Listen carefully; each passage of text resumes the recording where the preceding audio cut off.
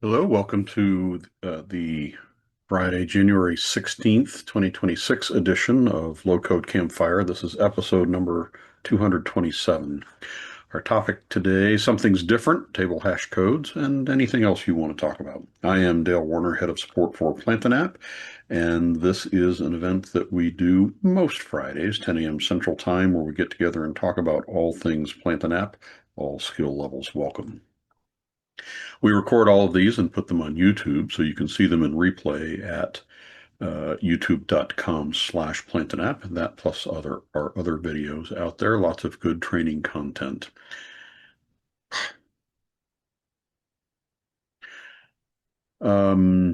We week by week go through this agenda. We always do introductions because we're a friendly group, and then we'll go around the campfire. We always start with first call and anything submitted in advance.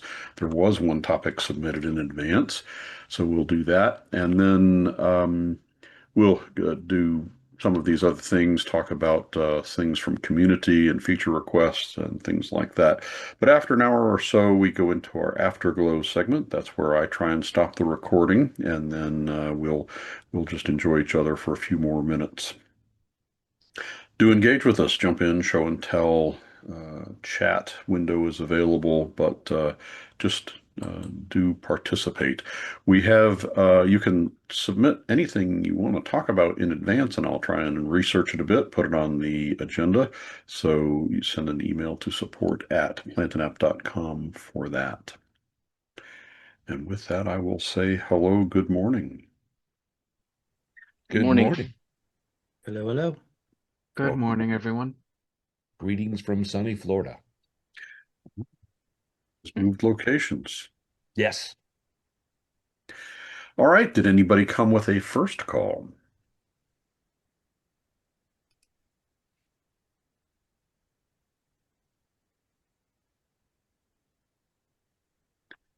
All right. We jump right on to Mark was the one who submitted in advance a question about Stripe checkout.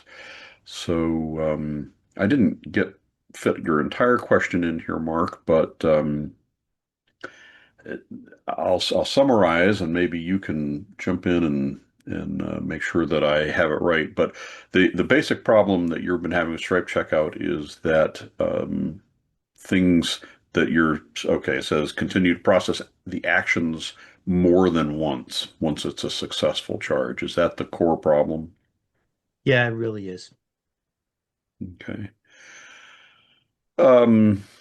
So first, it's probably useful to take a look at it. And I have out on the shared campfire.plantinapp.com website, there is, if you search for Stripe in the contributions, there is a setup of Stripe Direct payments. And so thought we'd go and just take a look at that one.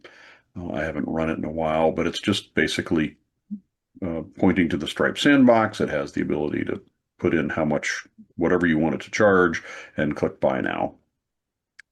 Behind the scenes, the Buy Now button on this action form does some things. So we're getting ready to call Stripe checkout, and why are we stopping here? Oh, we had the ability there was a debugging thing in there to stop, but the core thing of this is the Stripe checkout, and this is the action you're using. Is that Right. correct?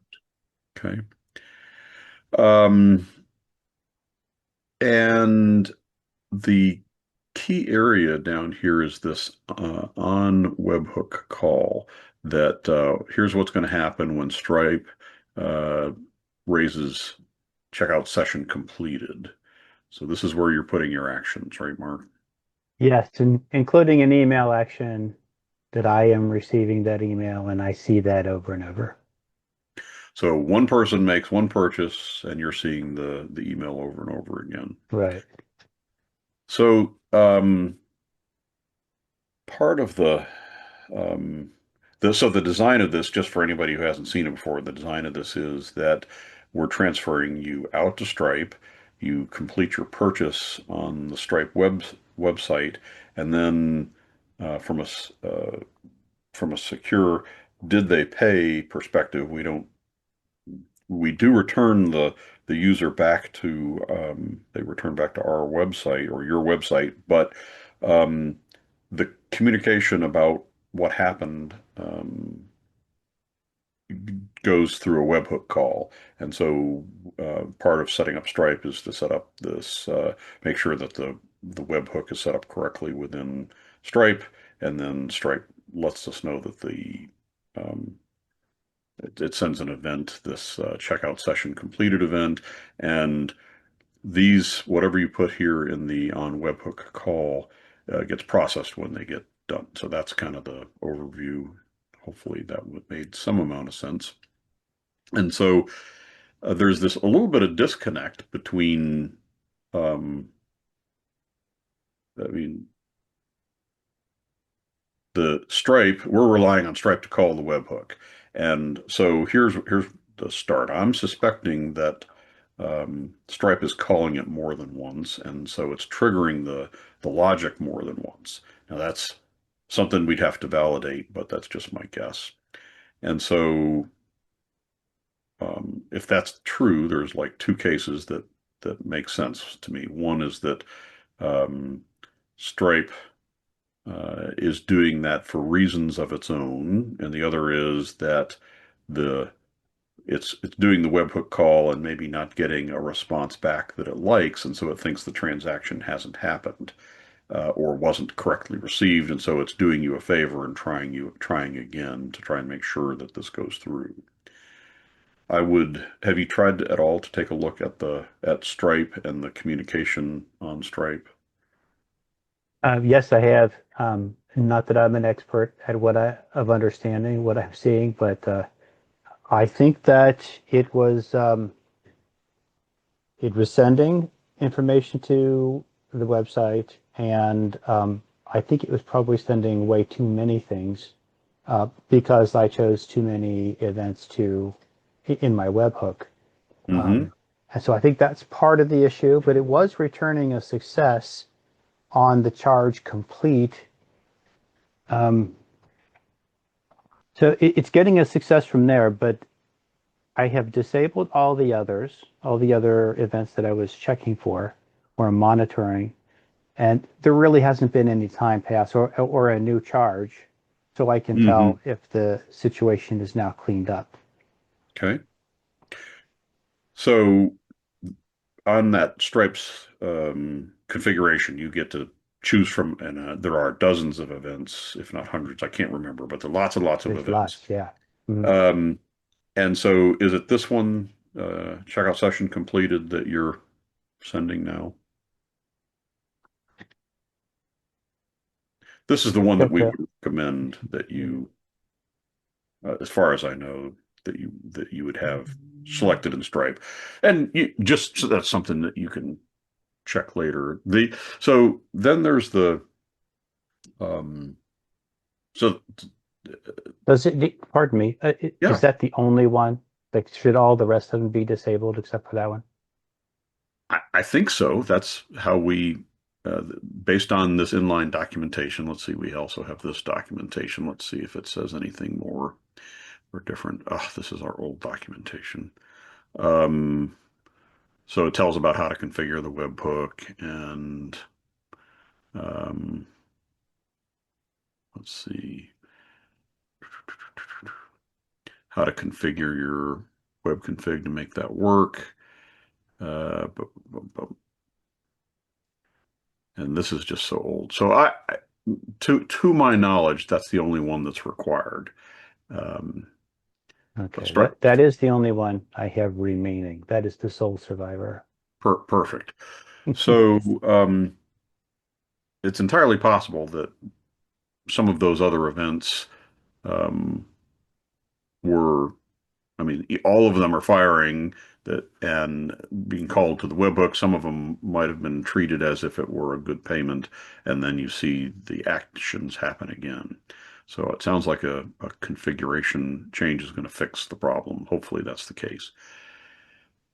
I was going to suggest from a defensive standpoint that if for any reason you're unable to stop multiples from coming through, that you could in your actions the first time through essentially write a this was paid um, record somewhere, and then at the top of your stack, check was this paid, and ignore it if it's already been handled.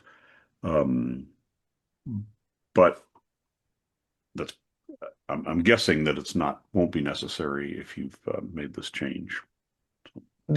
That was suggested by AI, and my thought was that would work sometimes, but what if there's a repeat purchase? They buy and then they buy again. Each of those Then should have whatever Stripe passes back should have a unique content in it. I don't remember. And there's Right. the next question. How can I see what Stripe is passing back? Same as with any other trying to get visibility into a process in Plant and App, I would use the context-to-JSON array action, and then which would take everything that's in your context and store it somewhere. And then, so now it's local, and then write that somewhere, whether you log event. Log event is kind of limiting because it only stores 500 characters, so you might not get everything. Sometimes I create an entity specifically to hold this kind of content. I call it, debug logging or something like that, and then write a new debug logging and put all of your JSON into it. So this would tell you all the things that it's passing back, whatever's available to you, and then you can act on it. I suspect you'll find a unique ID in there. Can we assume that that information from Stripe is going to be available on that event there, that on webhook call section? Because I think, with PayPal, some of the transactions happen later, they're delayed. Right. Yes, the context of that should be should have the information from the form as well. So you can see, for example, here, in my case, I was doing a log event, and I was writing the Stripe session ID, a reference ID, and session raw response. So these are the things I suspect Stripe gives back. But if you do, this action, you're going to get all of them, in a test transaction, do it one time, store it in a variable, and then store that, write that somewhere like to a debug entity, and then you'll have an exact pattern of what you're going to expect back from Stripe. Sure, the documentation at Stripe will tell you as well, but this is the way to kind of discover exactly what's available to you at the time that the webhook runs. Okay, that context-to-JSON array is the part that I needed to see. So thank you. Sure. So this action takes everything that's in your current context and puts it into a context variable, whatever you name it. So in this case, it's called tokens. So then tokens could be written out however you want to store it. That's the thing that will.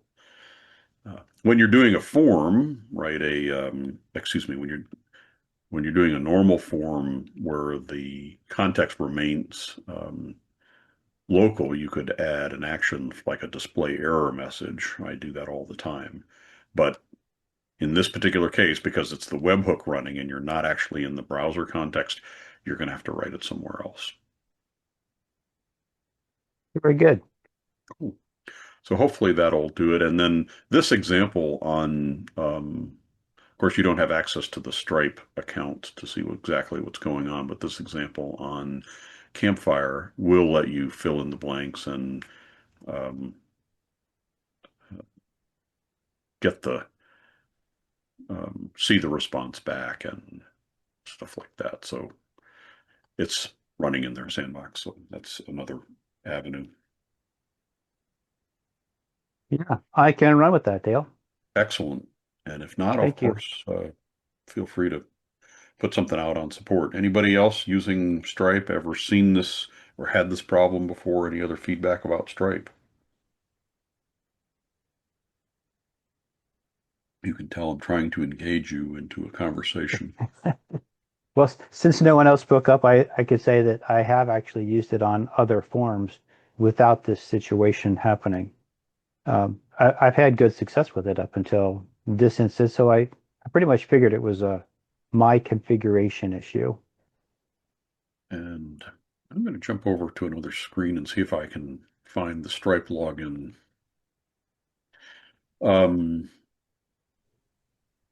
Now, meanwhile, I don't use Stripe, but I have been doing some work with both Square and Elevon, and have been doing it via server requests.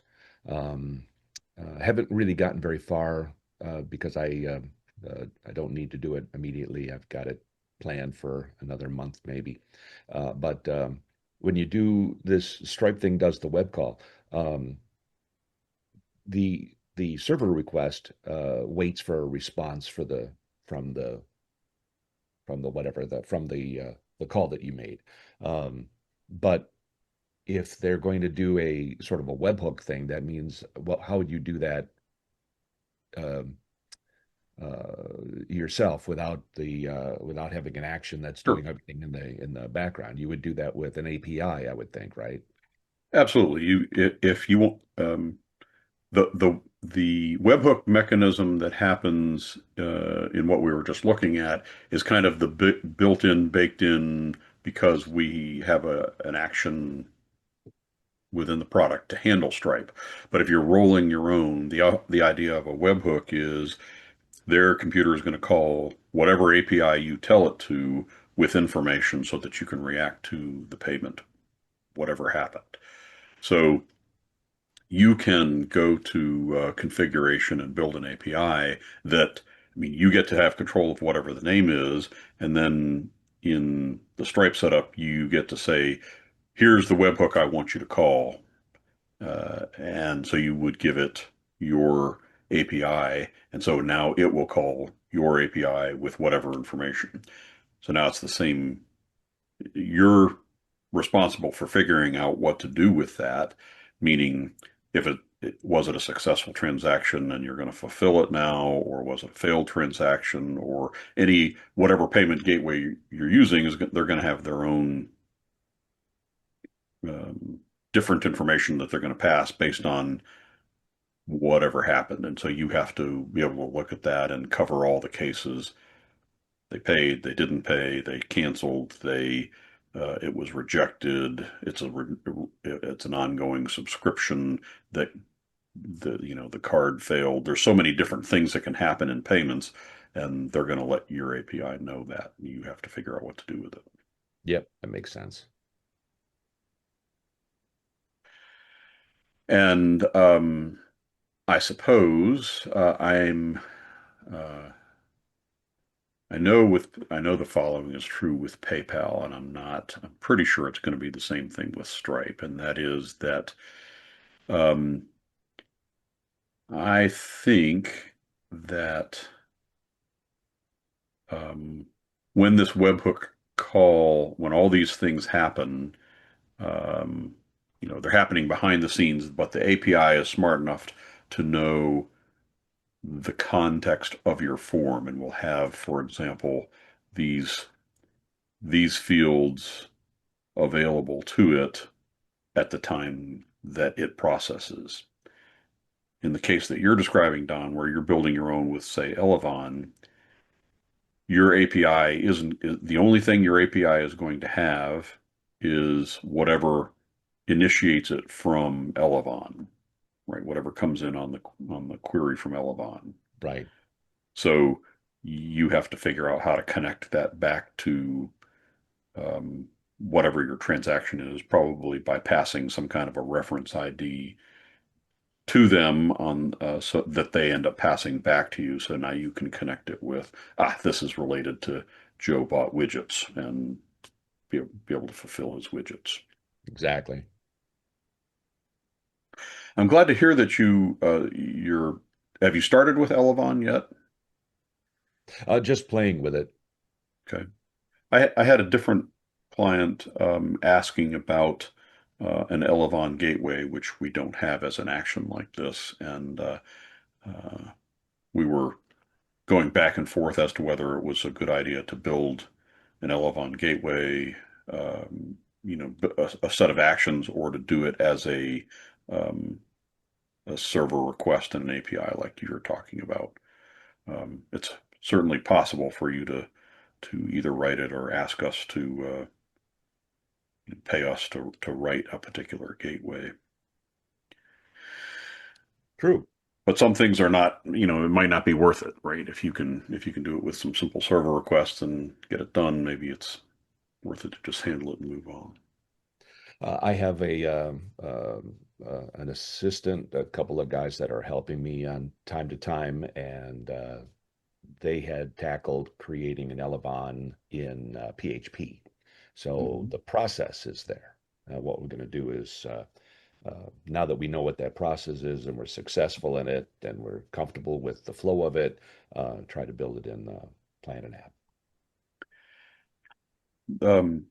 So I mean, just conversationally, right? The Plant an App is built to be extensible, so it's possible for a professional coder to break out some C# and to write things that bolt on to Plant an App, so that you have actions that would be like, Elevon payment, and so you as a low coder would be able to say, I want to collect this, that you fill in all the blanks on an action and it just does it, versus having to get down into the nitty gritty of communicating using a server request, which means you have to understand the API and all that. So it's possible for your PHP developer, for example, to build something that bolts onto Plant an App and looks just like all the other actions in Plant an App. That's very curious. I hadn't thought of it that way, but I was going to just use the bigger Lego pieces of Plant an App as opposed to the pixie sticks of PHP. But yeah, that would be an interesting Yeah. idea. Where do I'm sorry, find I'm not out? advocating that you would do it in PHP, or No, I'm no, no. It'd saying be if you're in going to C do sharp. you Yeah. could, yeah. Um, and I mentioned that I think it's on this, maybe on this system. Let's see. So I could provide, if anybody's ever curious, I could provide an example project. This get context tokens JSON was something that I wrote before we had these two actions, context to JSON array, context to JSON object, and they essentially do the same thing. It walks through the context, but it accepts some inputs. I don't even, yeah. So it has a nice action look. It asks some questions like, where do you want to put this, and where is it going to come out? And but behind the scenes, there's a config file that shows the actions. There's some a compiled DLL that you end up telling Plant an App about, so that it can get used at the appropriate time. So it's a whole, this is own project, and it's kind of beyond the scope of, certainly beyond the scope of support to tell you how to do it. But I can provide an example if anybody's curious. Yeah, cool. All right. That'll get us down the line. Anybody want to come back? And we're well past first call, but if you had something that you want to talk about today, and now would be a great time. Otherwise, I'll pick other topics. Yes, I have a question. Hi, Matt. Hi, everybody. Hi, Dale. So when you have an entity in Plant an App and you want to rearrange fields, you can go into the entity and drag and drop them, and they do indeed reshuffle if you're in a Plant an App interface. However, if you're on SQL Server, they don't actually get reorganized. So my question is, there's a way in SQL to change the structure of your page, reorganize, if you would, the way your fields are laid out. And what it does is it basically creates the new table, imports everything from your old table to the new table in this new sequence, and then drops the old table. So the question is that permissible within Plantain App, or I haven't tried it, or is something going to break from the Plantain App UI standpoint? Let me jump to the end. I don't know, but let me make sure I understand the question. You're moving around things like this within the interface. Correct. Yep. And then when you do that, the order of the fields in the underlying table don't shift. That's correct. And so versus if you go into SQL Server Management Studio and you do the same thing and hit save, they would stick. That is correct. That, again, I have not tried it. Mm-hmm. I just understand it from a kind of theoretical standpoint.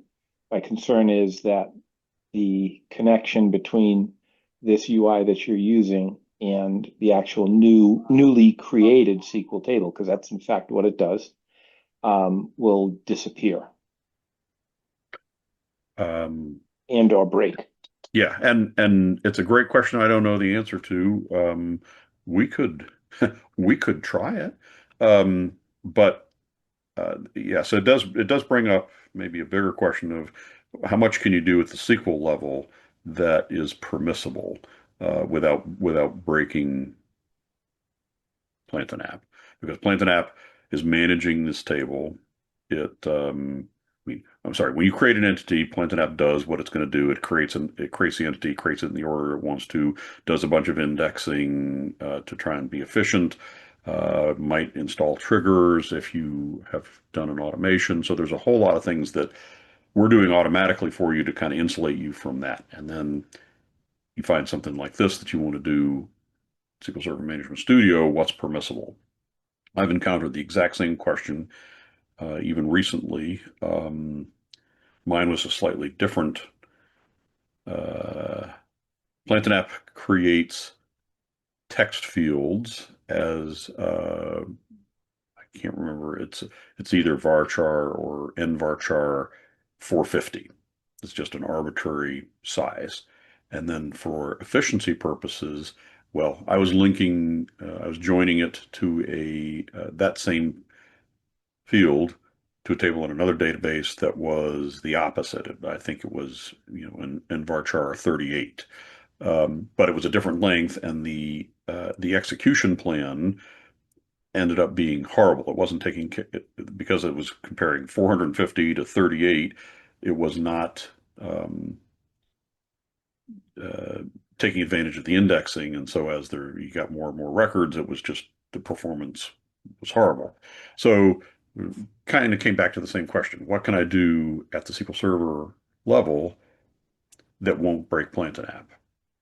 Dale, I think that's a great question. And so I know that I've added columns to tables in SQL Server, and it hasn't broken. Does it show up on the UI though?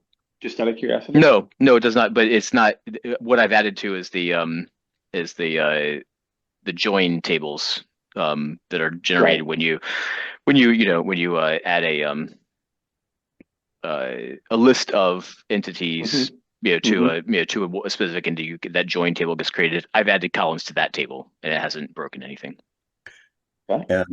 And in my case, my assistant advised me to create a virtual column. So I did add a column to the database. It doesn't show up in entities, but it does show up if you look, for example, in SQL console and do a select from. It's there. So there's there, and it seems to put up with it really well. Adding your own indexes, so long as it doesn't contradict the functionality of Plant and App. I know we do that sometimes. So you certainly can do things.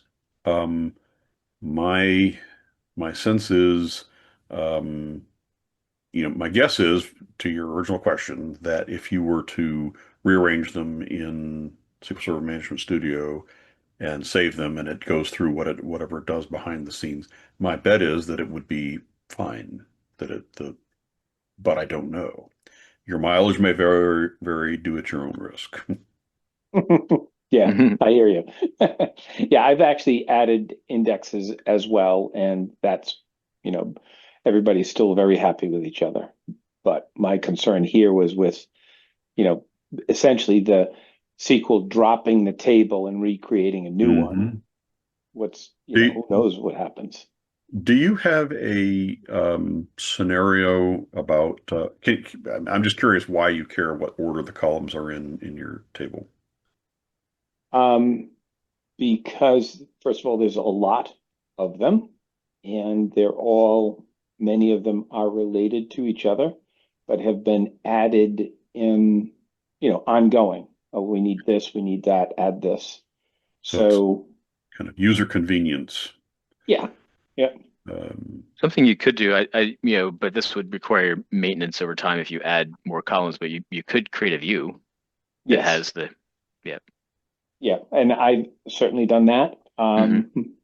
But this is like more, a bit, maybe perhaps a little anal retentive, but that's where I'm going with it. So I have a system that I'm is completely backed up, and I'm willing to throw away if it blows things up. So maybe we can just again, this isn't going to be a That's what I was going to say. Just try it on a dev system. Let's do it. Yeah. All right.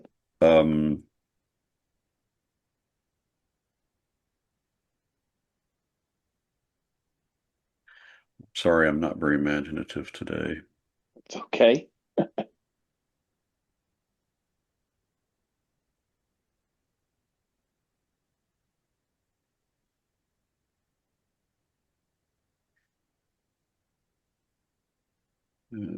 Throw at least one number in there.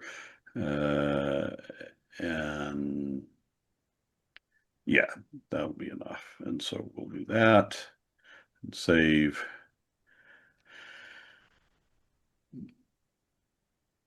And we'll put a record or two in here.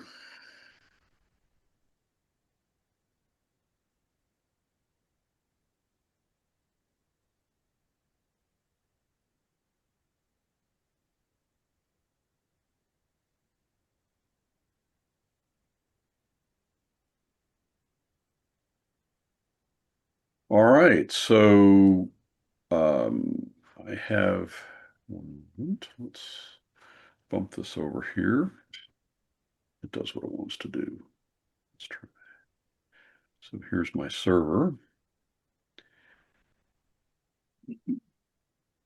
And I have Campfire mat with columns, and it created, interesting, it's alphabetical. So if we were to design the table. Dale, the one thing you didn't do, and Okay. you're playing around, obviously, is you did not change it in Plant and App. You Well, didn't good. reseek. Let's do it. Let's do that. So we come in here and we'll put rating first. Really? Okay, there it goes. And save. Merge. We'll look at it here. Rating is first. And we look at it here. And it has rearranged it here. We go to the server and refresh. and they remain alphabetical. So here we go. So we design the table.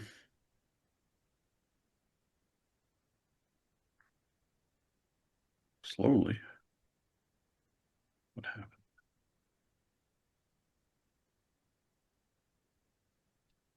Well, you've got only 3.7 out of 3.9 gig used. So that might have something to do with it. Out of my memory is too low. Is that what you're telling me? Perhaps. Yeah. What is this?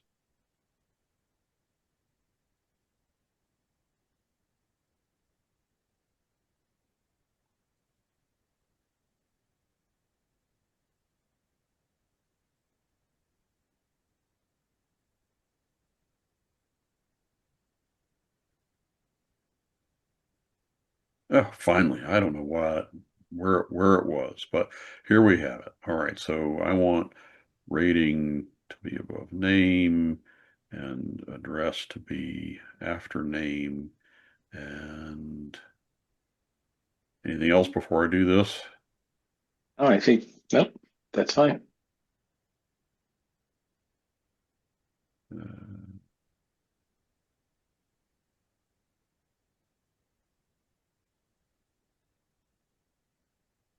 Did it?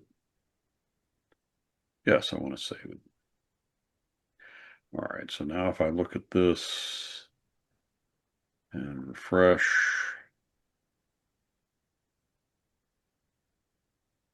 why did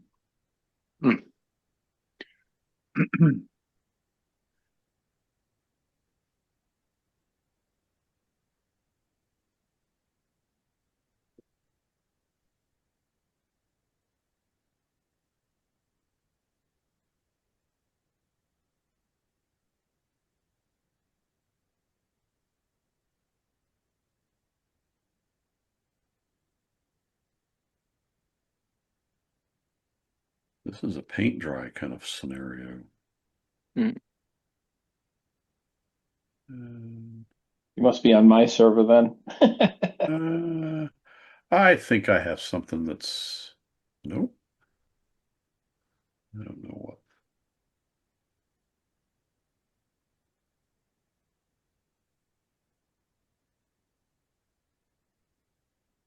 This is responsive.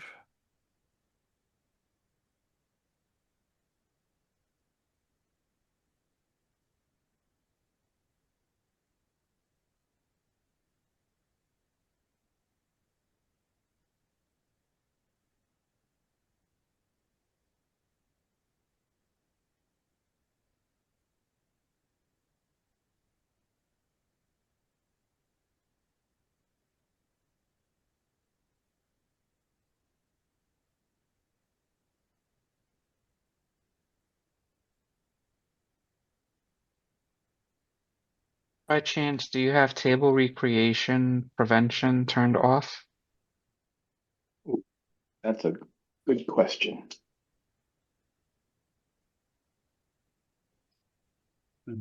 Guide me through that. Where would I find that? You go to Tools, Options.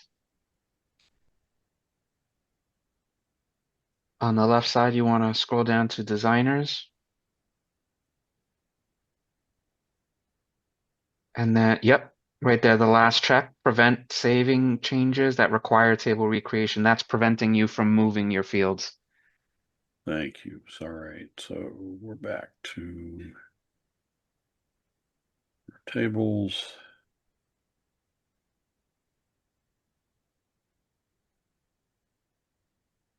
All right, so we wanted rating above name and address below.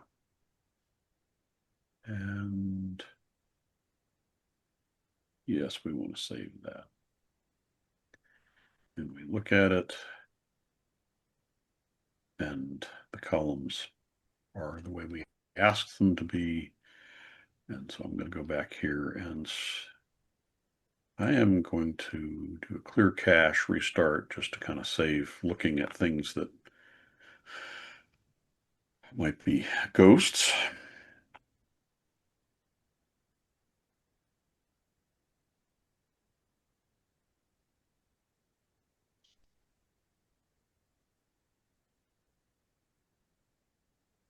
So we look at it and it's left it alone here. And left it alone here. And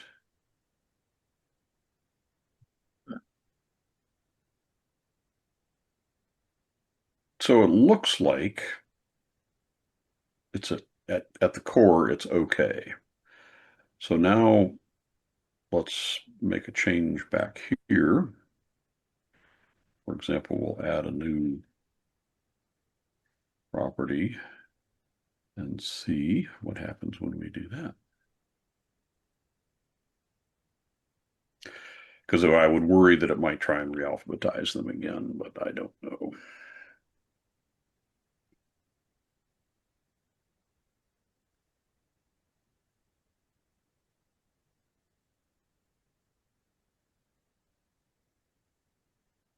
Just added it to the bottom. So it might be all right. I would highly recommend that you back it up, that you do it during downtime. I don't, you might, if you have triggers, for example, that might be a different, even yet a different scenario. So just be careful, but it doesn't look like we're going to reject it out of hand. Well, thank you very much. That's good to know. On to the next step. Thanks. Absolutely. And Matt, thanks for the assist. I mean, Ben, thanks for the assist. Saved us 10 minutes of me trying to figure out what I was doing. You're welcome. All right, I'm gonna couple of things. We've had a soft launch of version 128, so it's no longer a release candidate, but it's actually a release. I don't think that we've gotten around to actually sending the emails to let you know that, but it is released, so you're welcome to upgrade to 128. And we DB, I've mentioned this, I think, on the last couple of weeks, but DB owner as a SQL role is required for this. So for those of you who are self-hosted, make sure that your SQL user has DB owner. I'm writing an article right now. Apparently it's possible to go with something slightly less. It could be a regular, not DB owner, but with DDL admin. And that's what I understand it to be at the moment. But if you want to save yourself some, it's actually, it's DDL admin plus you have to grant the ability to create schemas. So there's a couple of steps. If you're anyway, I would highly recommend that you have DB owner at this point to upgrade. Other than that, it's good. Anyone questions 128 or related? Just a quick question. The DB owner, that sounds like it would bite you if you didn't know what you were doing. So I'll I'll volunteer. I don't know what I'm doing. So DB owner, how do I know that I'm DB owner?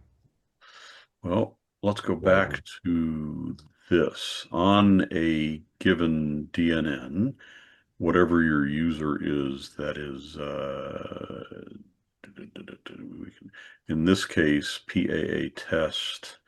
Well, let's see who the logins. In security, we see the users, and I think this is my user defined in the web config. And if you go to properties, membership, DB owner. So if this were not checked, you would have problems with upgrade. Okay. So DB owner, sir? The likelihood of a standard DNN installation would be that the config is pointing to the right user, which has the right ownership.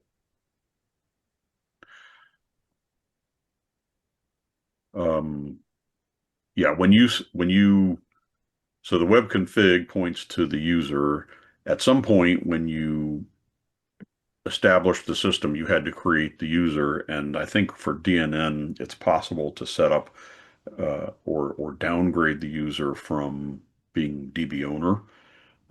So depending on how who set it up and what they were thinking at the time. I mean, DB owner is simple, but it gives that user complete rights to anything in the data having to do with the database. If you have a simple security scenario, that might be completely appropriate. If you're trying for the lowest possible security role for the user that might have been downgraded, and we're doing some things that you need some special rights to do. So DB owner solves it. There's something lower that solves it too, which I'll document. Got it. So the If you're good folks at DNN for less, whoever's hosting, would be able to double check that before I go and do correct. that. Yep. Or if you have RDP access and can get into Right. SQL Server management, you can look at that same area as I was just showing you. Got it. Okay. There's actually a SQL query that you can run too that will tell you that. So your assistant will tell you if you ask the question, how do I run a SQL command to tell me whether I have DB owner? I think you could get it to do it that way too. Oh, okay.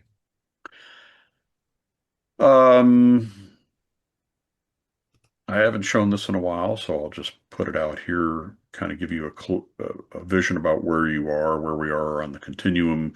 So all the different versions of,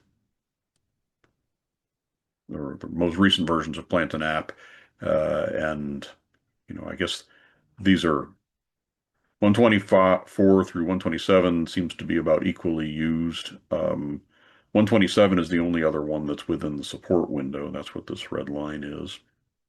128 is just starting, so you can see where you are in the continuum and encourage you to upgrade at least to the 127 to be within the support window.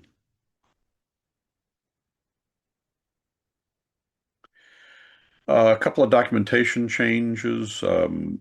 The release notes have been updated to reflect when it was released, and I think there might be one more revision of this. There might be a little bit more information, but this is 99% of everything that was done in 128. And there is a new article if you're installing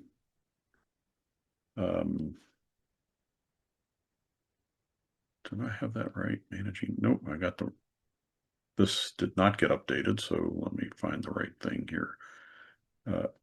This is what I was looking for. The Plant and App installer is something that you can download from console.plantandapp.com. So if you've never had Plant and App installed, that's the best way to get it installed. It's the recommended way now to get Plant and App installed. And the instructions used to be a PDF, and now I've moved it to here to this site, and it explains exactly how to do it.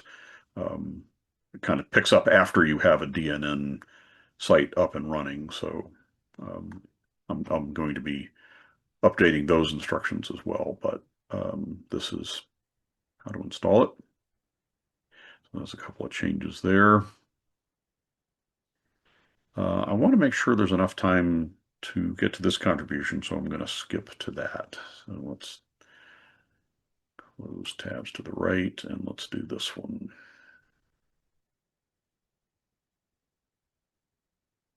I mentioned this one maybe last week, and I wanted to throw it out here. This is really less about Plant and App and more about SQL, but it's a pretty cool technique.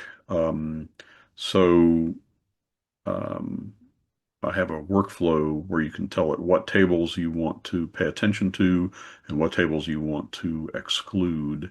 And when you run the workflow, it returns back a data hash of the entire contents of whatever table you picked, plus a row count. RC is row count. So there's 40 rows in this table, and it's currently returns this hash. If we submit it again, it's going to remain the same. So long, what the hash is doing is looking through all the rows and all the data and coming up with a hash code for that, which might take a while depending on the size of your table. But this hash code then can be relied on. If the hash code changes, then it's an indication that there are more or less rows or some change to the data, small or large. It doesn't give any indication of that. It just says this this hash code has changed. I've got a button down here that touches the borrower table. It does an insignificant update to the borrower table.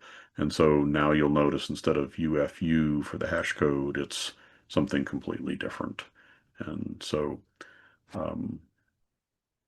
if you want to be able to track, has this table changed at all since the last time whatever, you can use this to say, no, it hasn't changed at all, or yes, it has changed in some way.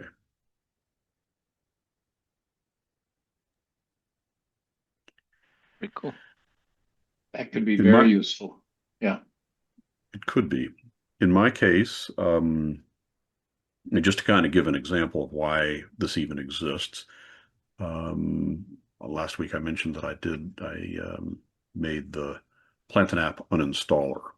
And so my technique for doing that, I needed to understand exactly what changes when you started out with an empty DNN and apply Plantain app. It makes changes in a number of tables. I wanted to make sure that I was investigating every table that had changes to it to make sure I understood what needed to be reversed. And so before I installed Plantain app, I ran this workflow or this PowerShell to retrieve the hash codes of all the tables. And then after I installed Plantain app, I did the same thing. And any place where the hash code changed, there was definitely some change to the table. And so that let me ignore most of the tables and pay attention to the ones that had changed. So that's why this exists, and you could use it for a similar thing. In terms of showing off, you can include multiple tables. So in this case, for example, if you click this button, users and roles, and submit again, we get, the roles has 15 rows, users has 55 rows, and you get this hash for these. And these hashes will stay the same until somebody logs in, because every login is reflected in users. And so you'd be able, if somebody logged in on this, that you'd see it change. There you go. Somebody did something. If you do it this way, don't specify anything, then it's going to do all tables except those that are specified in exclude. So if you want the entire database, you can do it that way. So anyway, it's out there, and then the workflow is down here. You can export it and import it into your system and review it carefully to make sure I didn't put a Trojan in there, and then test out, get hash codes. It's really quite simple. All right, and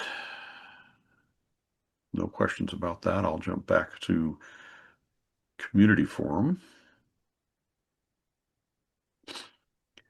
Last week, while at the beginning of our episode, Ben discovered that there was a problem with DNN 9.13.10 and the HTML sanitizer.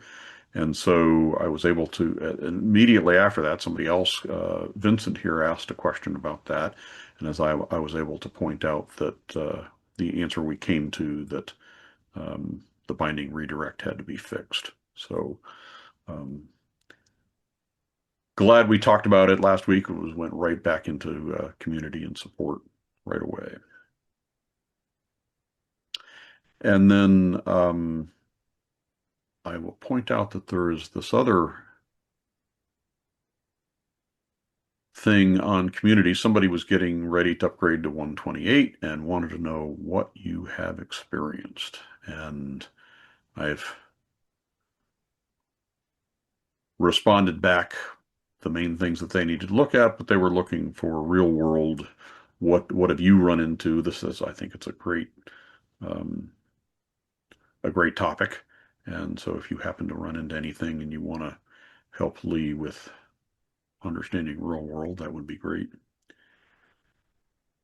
I had helped another client today, or was on the call when another client got helped by one of our developers upgrading to 128. And is it another thing that can go wrong? One thing that you should be aware of is that the user that's defined in IIS has to have full rights to the file system, the IIS file system. And if it doesn't have full rights, odd things can and will happen. And most of you probably are configured that way. In this, there are some hosting providers that you're using a control panel, like a Plesk control panel. And I don't know why, but sometimes I see that the control panel ends up being less than full rights. And I think they're fine for a while, and then the control panel does something. I'm not really sure how it gets to that state. But if you're using the Plesk control panel, I would just realize that it's possible that you're going to want to check to make sure that the user still has full rights before you do an upgrade, or you might have issues.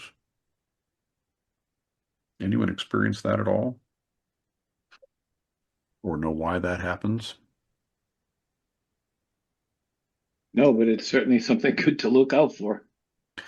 Yeah, I mean, the site I was showing you a minute ago, I host, it's kind of self-hosted, my own server, and I put it up there. And so it's just, if anything changes, it's because I changed it. But when you have a control panel and perhaps administrators and maybe jobs running that maintain your server, that perhaps other things end up impacting that.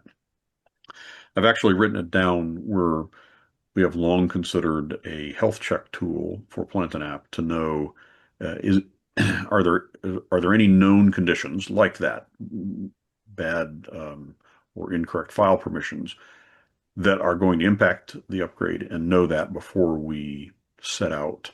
And because ideally that health checker would run before an upgrade and say, nope, you don't have DB owner, or no, you don't have full access, and save you from having to do that and then create a support ticket, which is my main thing, right? No support tickets. I don't want to work. Actually, I really just don't want you to be out. Down and out. All right, we have used up our hour. I appreciate all of you showing up week by week, and if you're interested, hang around for Afterglow. We'll do that just as soon as I can find the off button here for the recording. But good to talk to you all.